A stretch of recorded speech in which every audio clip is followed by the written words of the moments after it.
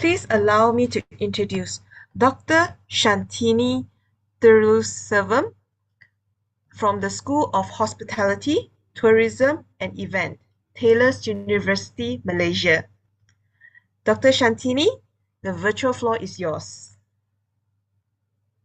Thank you, Dr. Pang.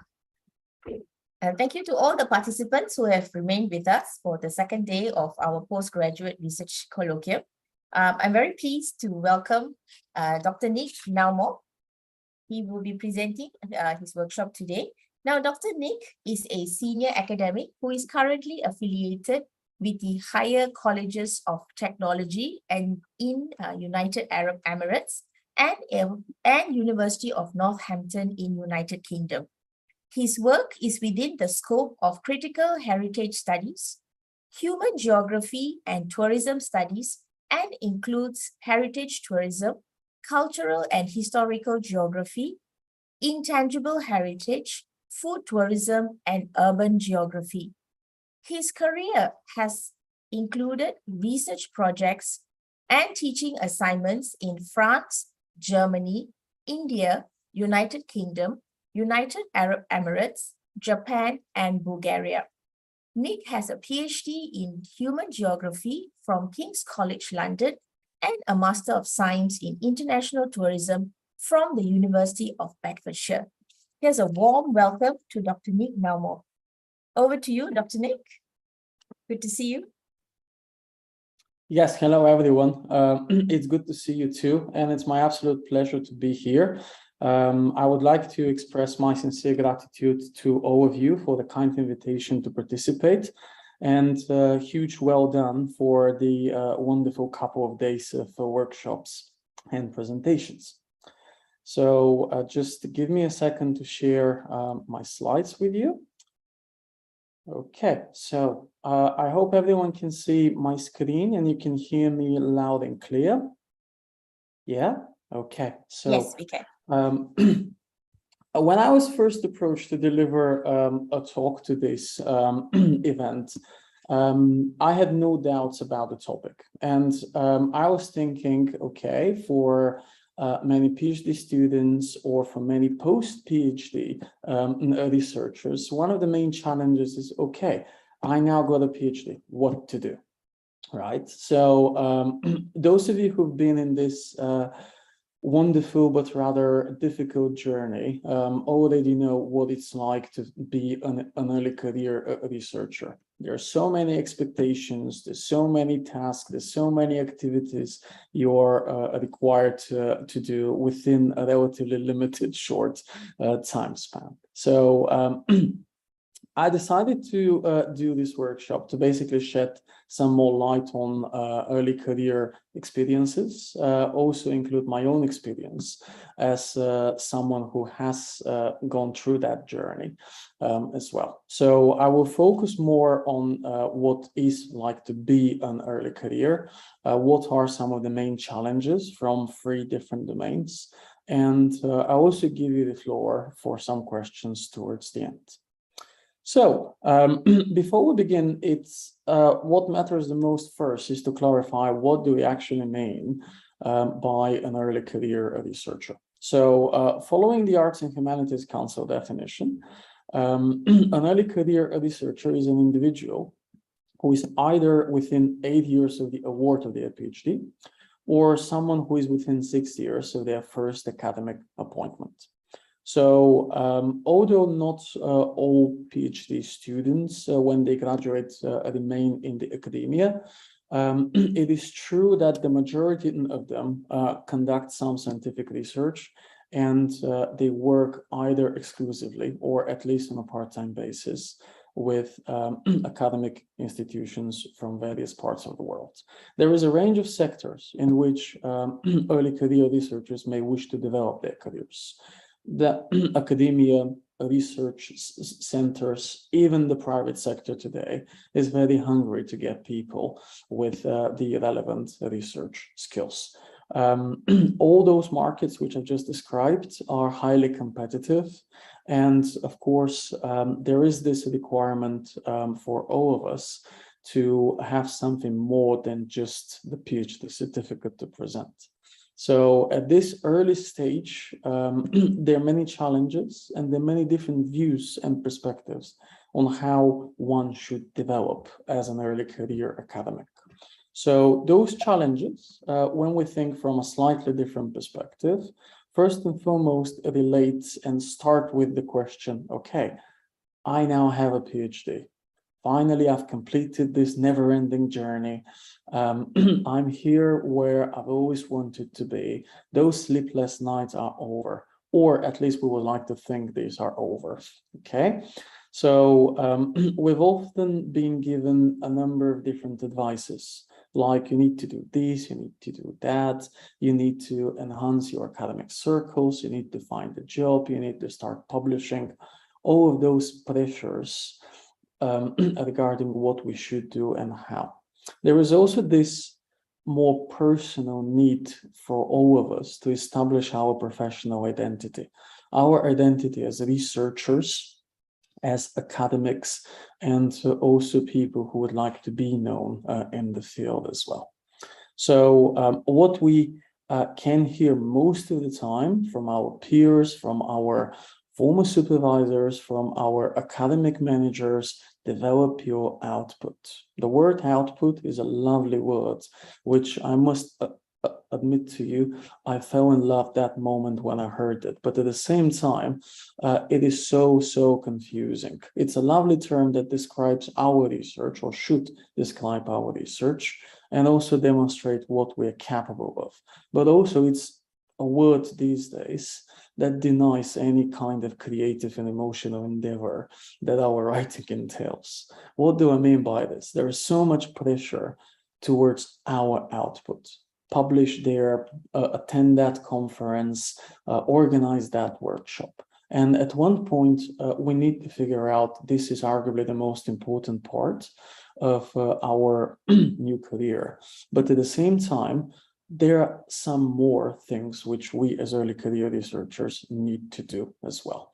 So when we think about things from a slightly different perspectives, if we put our career as the center of our planning, okay, we could think about the actual development from three different perspectives.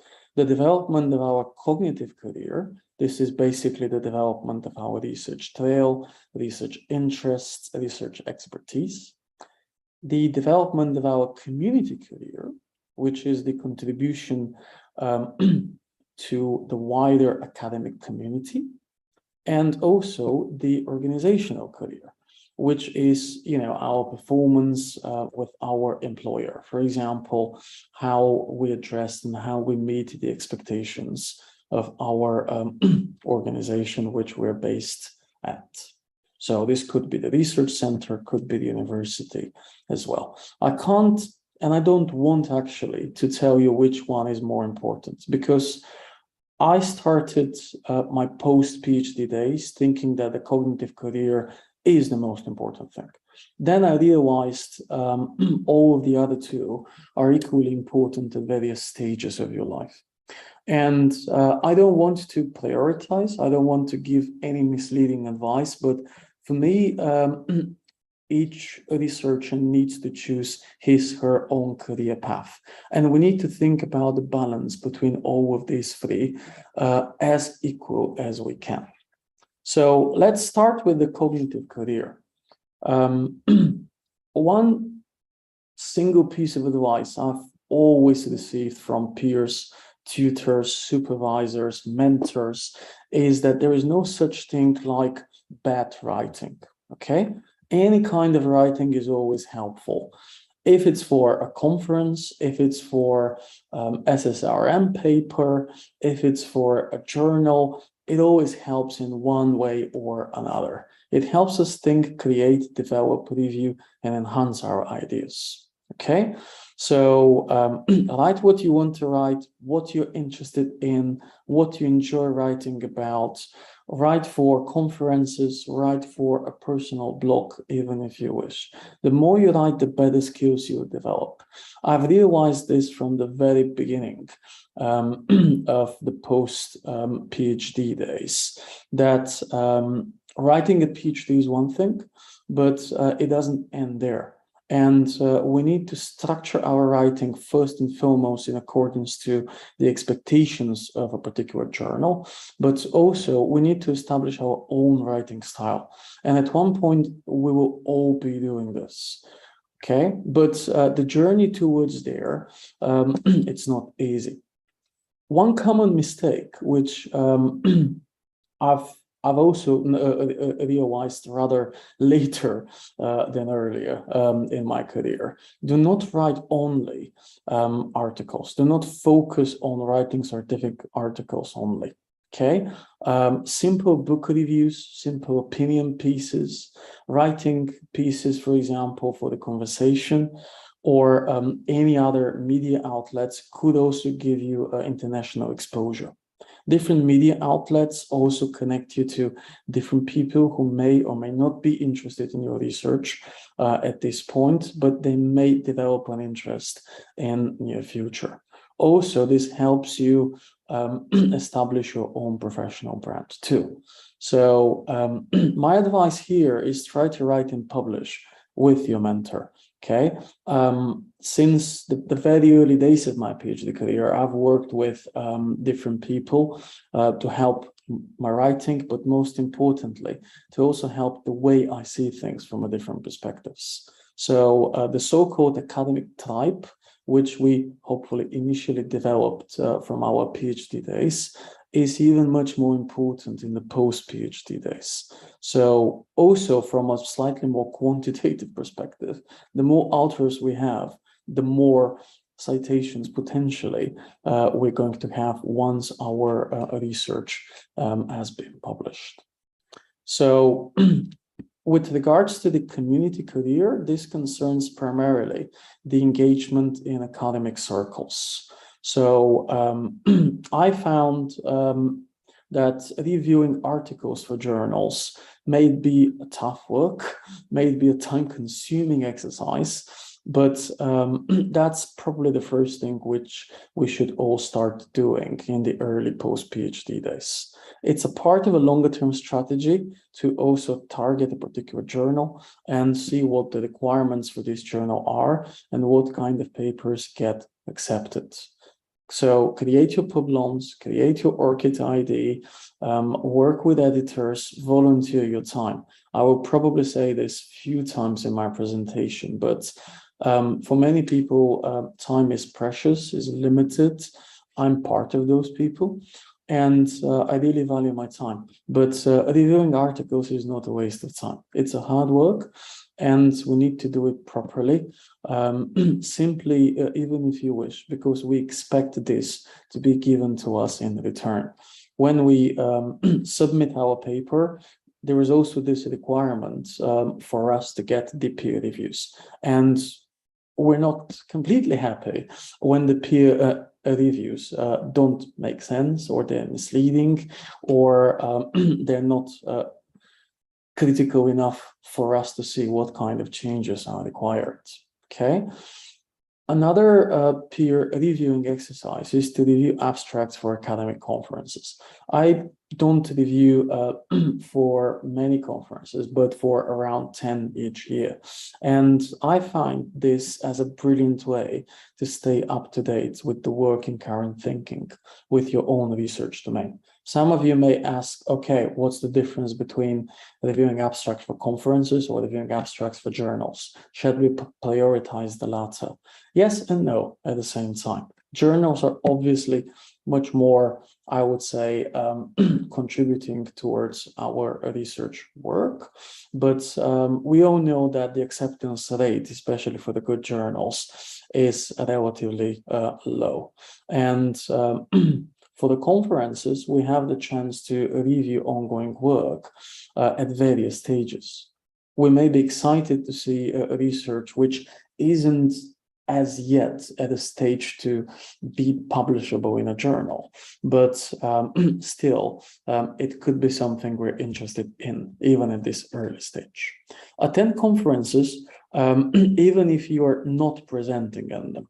Okay, I've also found this a particularly useful exercise because this enhances your network. It allows you to talk to peers, and especially people who are well reputable in your area. B, it also enhances your presence, and it makes you valuable. It makes you presentable as well. It establishes you as one of those credible researchers in your area. Talk to the publishers, usually students and PhD students in particular. Same thing applies for early careers. They do not spend much time talking to the publishers. In every single conference, it's highly likely that we will meet editors, people from various publishing houses.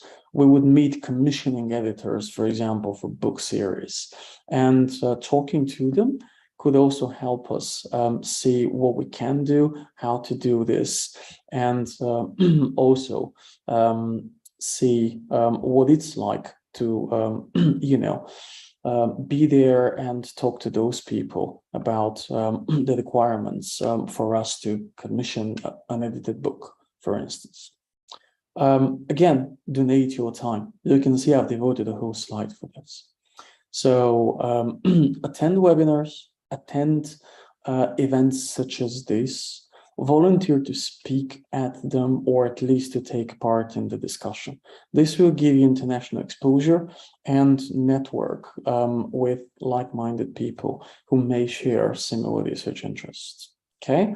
One thing I've always been criticized by my colleagues is that I donate a significant portion of my time to actually deliver guest lectures. And with the pandemic, this has become relatively easy. We use Zoom, we use Blackboard, and we can deliver a guest lecture at the other side of the world from the comfort of our sofa. Why being criticized? Because this time could have been used for something else, and preparing a guest lecture is also a time-consuming activity. But I found this very, very useful, not only in establishing or re-establishing academic contacts, but also a way to connect with students from all over the world, a way to see whether, for example, your own teaching pedagogy will match with the expectations of students who you may have never seen or you may never heard of. Okay. Last but not least, every time I deliver a guest lecture, I also talk to, whoever the link tutor or the tutor for this particular course is. And so we talk about how we can collaborate further. So I really enjoy time spending with students. And I think purely from a teaching perspective, especially if you are at an early career stage, this helps you to become more confident, to exercise your presentation skills as well, and also to learn how you can structure a presentation in a more effective way. Also, the feedback which we're being given all the time is invaluable. We're getting feedback from people who don't know us, from people who may be subjected to a completely different teaching pedagogy in their own classes. So explore opportunities to grow. That's a very interesting topic, which I would also like to touch upon. Okay, we need to think also not necessarily about publishing our work, but also how we can get time and financial resources to perform our research. Especially in the Western world, so we're very much pressured to attract grants, to find sources of funding to enhance our professional network as well. So we need to make an effort to introduce ourselves, to attend professional events and talk to people who may potentially be interested in our services. So when we want to apply for a particular research grant, this is usually a time-consuming process, but sometimes grant can also be advertised in a pretty tight circles. So if we get to know the right people, they may think of us when the right time comes. Okay, here it is very critical to have a mentor. And in my own experience, I've always had one mentor within my own institution and one outside my institution. So these two typically do not know each other most of the time, but they can provide you with two completely different perspectives. One which is very tied to the realities of your university, for example, and one who is much more international, let's say, and tend to have a different view on how things work. So each institution should have support available to target early career researchers. It is there, I'm pretty sure, in your own institution, but you need to figure out what exactly they do and what kind of help they provide. Institutions are not necessarily effective in signposting this. Everywhere I've been and everywhere I've worked, I've come across brilliant examples of how people support each other, how your university can provide valuable resources for you to enhance your skills and networking. But signposting of these resources most of the time is challenging. So we need to practice our internal research skills as well and find those people and seek help when we need this, okay? It's equally important to become part of any kind of early career networks at your own institution or with other universities as well. Believe me, they'll be keen to hear from you. And in many cases, they'll even invite you to present your work, either at a research seminar, at a faculty event, at a student-led event, etc. Okay, so after all, I think I've said this so many times actually, but we live in a world which is increasingly defined by globalization. And if we think about how many people work in our field, there are not so many. And chances are we will establish a network which we will be able to benefit now or in near future. And this is one way of starting to enhance this network. So our professional identity is something I've mentioned a couple of times so far in my presentation. And typically we don't talk about professional branding in the context of academic research and especially early career researchers.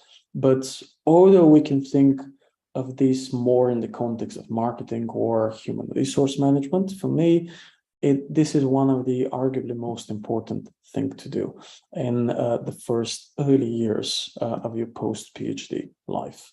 So we need to establish ourselves as researchers, as experts, as people who are defined by certain skills, as people who dominate the market where they operate.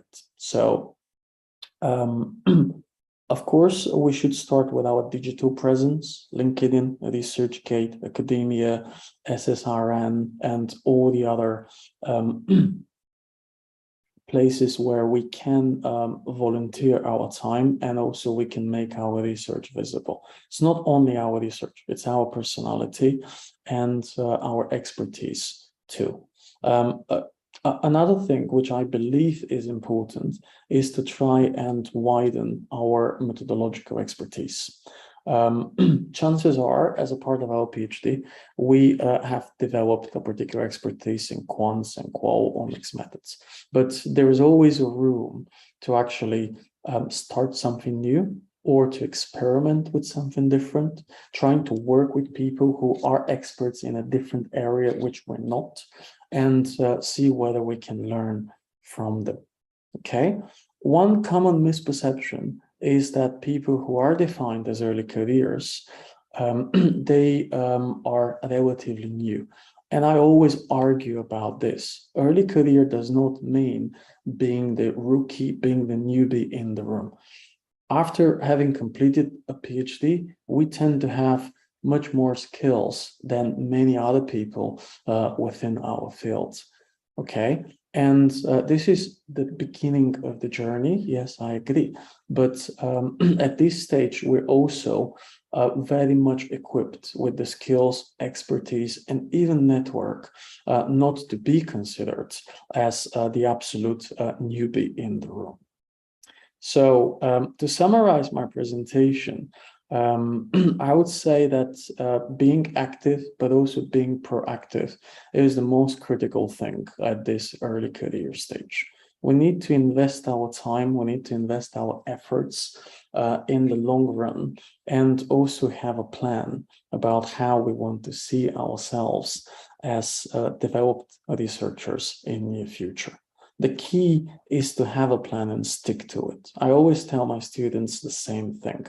If you don't have a plan, you're lost. You don't know what to prioritize. You don't really know how you're going to get there. Okay? Focus on your research, but also on establishing yourself within the professional networks. Okay? Always try to talk to new people, work with like-minded researchers, and find or rediscover new ways of connecting with people. I've personally worked with people from various corners of the world, and I've always been astonished about how similar we are in terms of the way we think, the way we want to do research, but also what I find the most interesting is our genuine desire to work together. Okay? When I started my PhD, I remember in the very first week, my supervisor told me, just to let you know, doing a PhD is a very lonely journey. And you have to be prepared that most of the time you're going to be spending hours on your own. Later on, I realized he was right. Yeah, I was spending 5-6 hours reading endless number of papers. So at the end of the day, I could proudly say, hey, I've done 3 sentences today. It's okay. But once we finish the PhD, once we start working, once we start establishing contacts, we actually realize we're not alone in this world.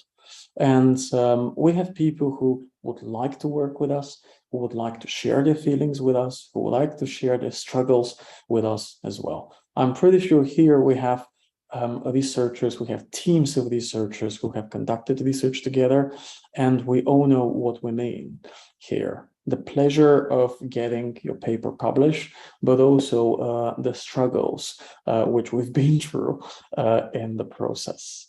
Okay, so that's what I would like to highlight here. If there is anyone who is interested in my own research, or you want to connect, or you want us to talk about what it's like to struggle within the academia, you have my contact details here on this slide, and I'm pretty sure you can always get them from the conference materials.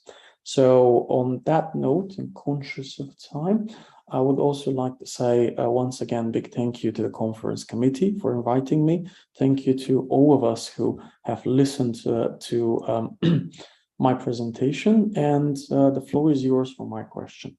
Thank you so much. Thank you, Dr. Nick. There is a question that has come in. Let me see. All right, I would like to ask how to balance the research work and life when you feel frustrated, and how do you deal with it? Yes, well, I mean, we can talk about this for ages, and I have a burning desire to tell you, you need to ask my wife about this. Yeah, but it's not easy. I mean, for me, my own personal recipe is to have a plan and stick to it, but also have deadlines. I know many people don't like deadlines, but if you set your own deadlines, you will be much more comfortable in addressing them.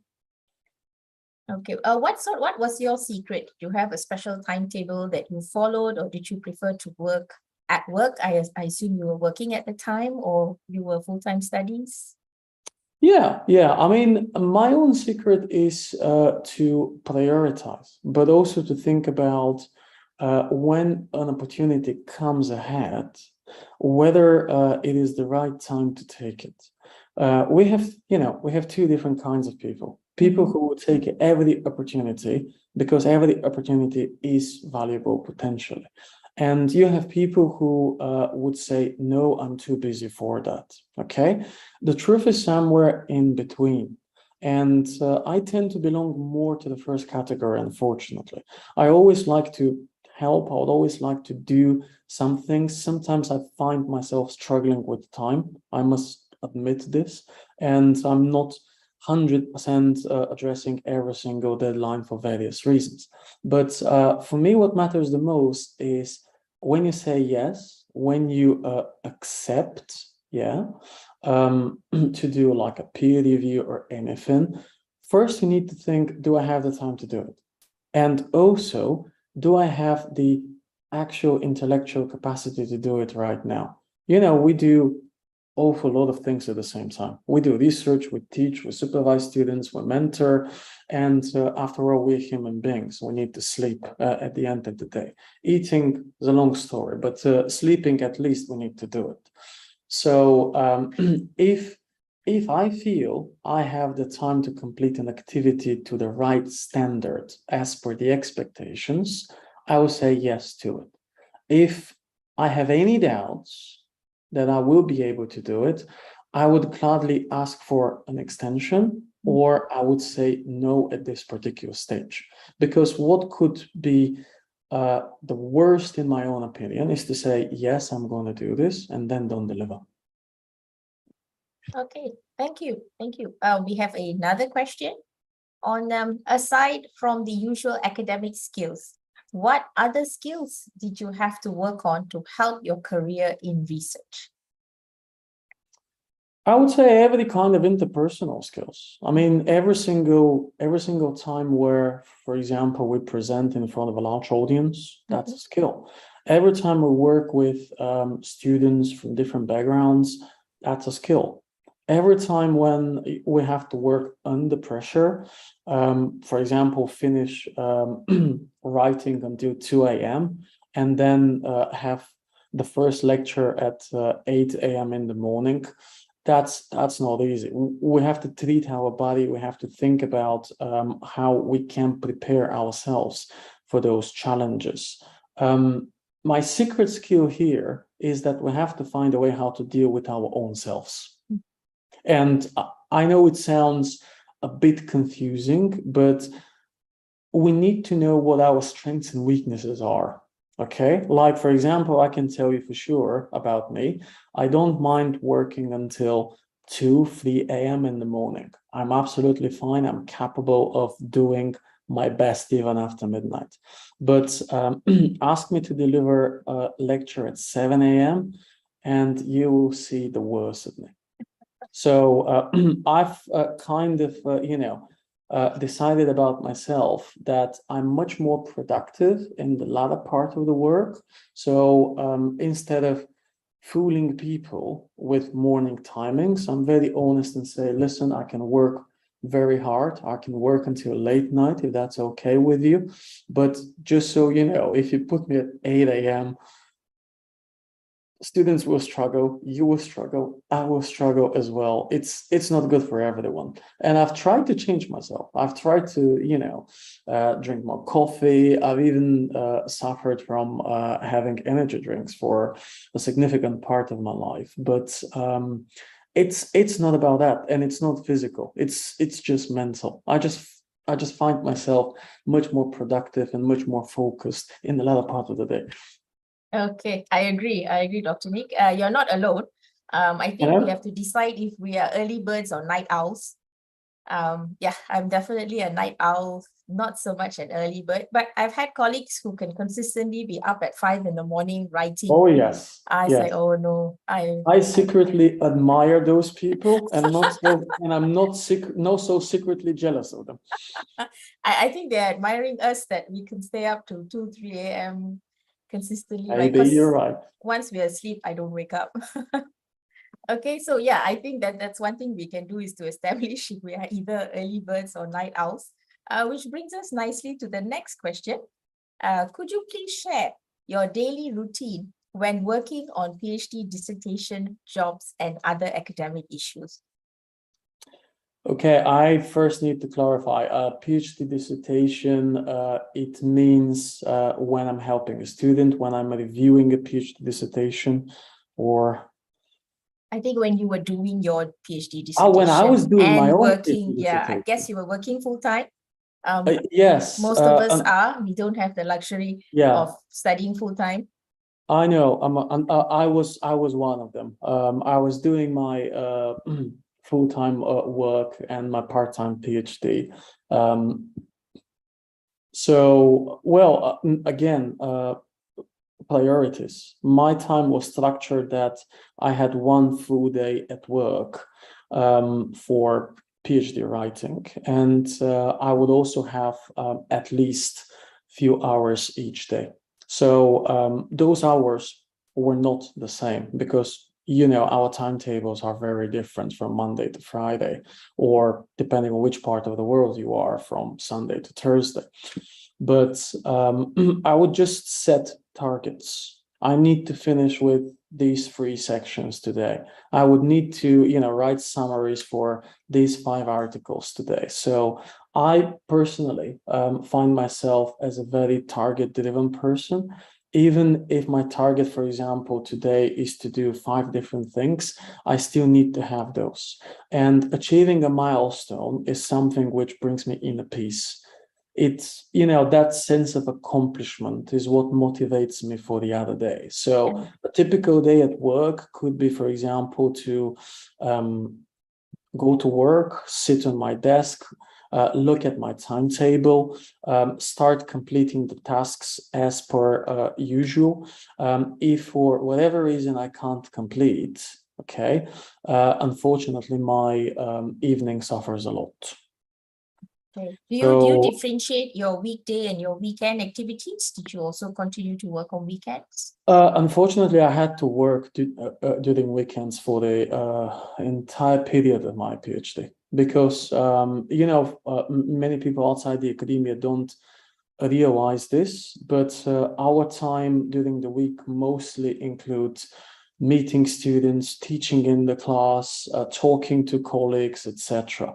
But in order to be ready for that week, we also need to have resources. For example, the study materials, the lectures, and that kind of things. And I personally find myself that in the last 10 years or so, I've always used at least one of my weekend days.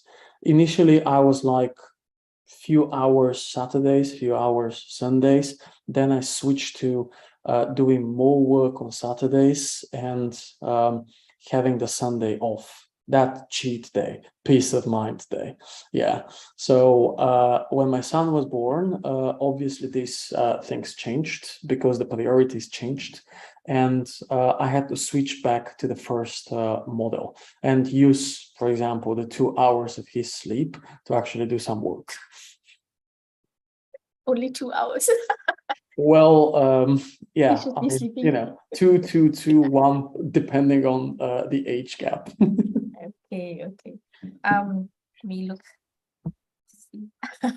Okay, that was definitely a popular question as well. In terms of post PhD, okay, like you mentioned, now that I've got my doctorate, what next, right? With some institutions, there's already a requirement to publish before you graduate, so that gets the student sort of in the mood or in the role of publishing. Yeah. But yes, what happens after you've, of course, outlined some interesting strategies.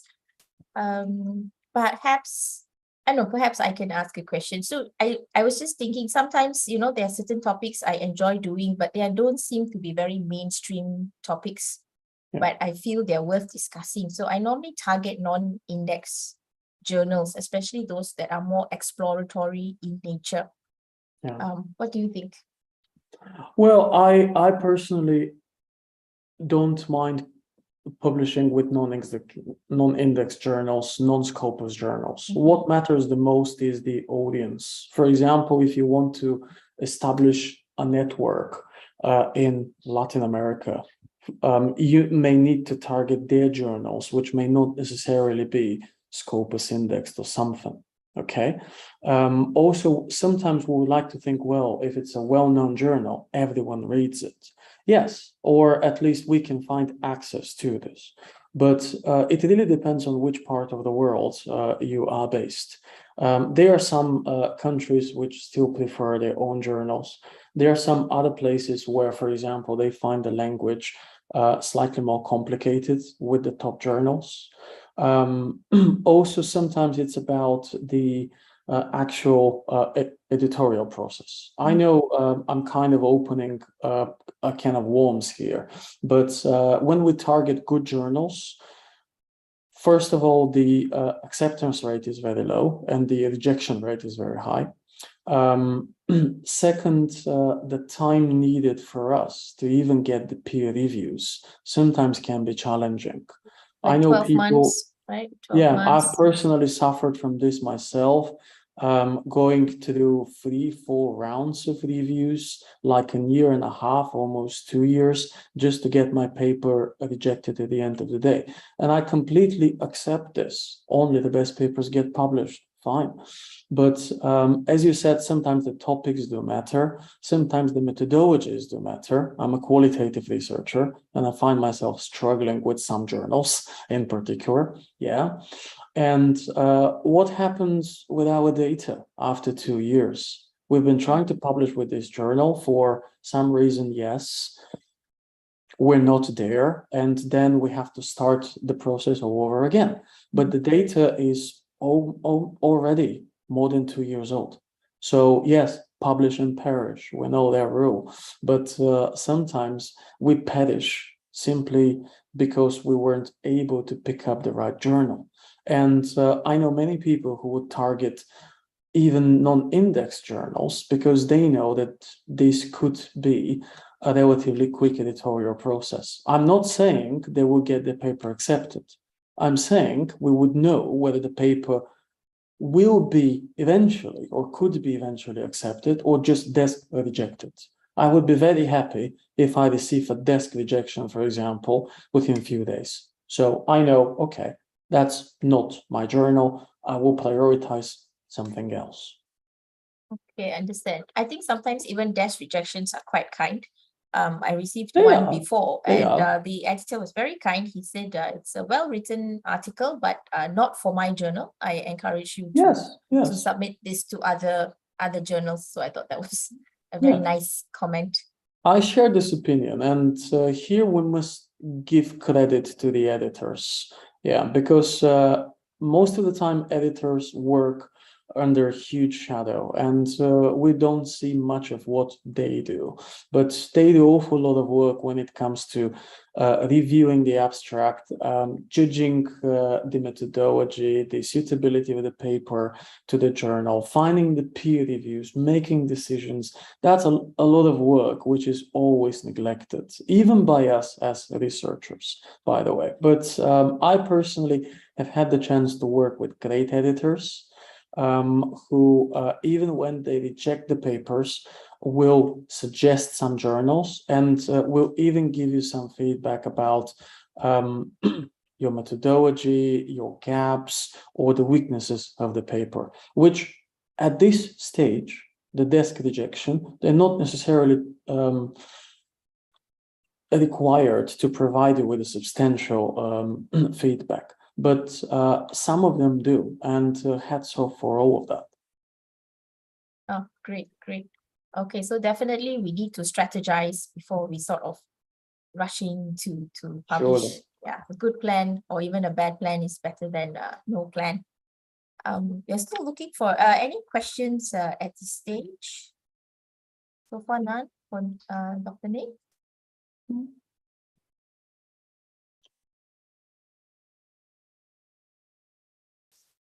Looking quiet. Okay, and any final words for us? Sorry for putting you in the spot. Well, once again, I hope this workshop was interesting to your audience and potentially useful, not only for early careers, but also to everyone who attended. It was my pleasure to be with you here and as a part of this amazing and very well organized event. And I sincerely hope the next time you invite me, I will be at your beautiful campus in KL. Anytime. I think one of the last things we need to do is to take a group shot with everyone. Okay. If I can just ask you to stop sharing. Yes. Okay. If all the participants, you can turn your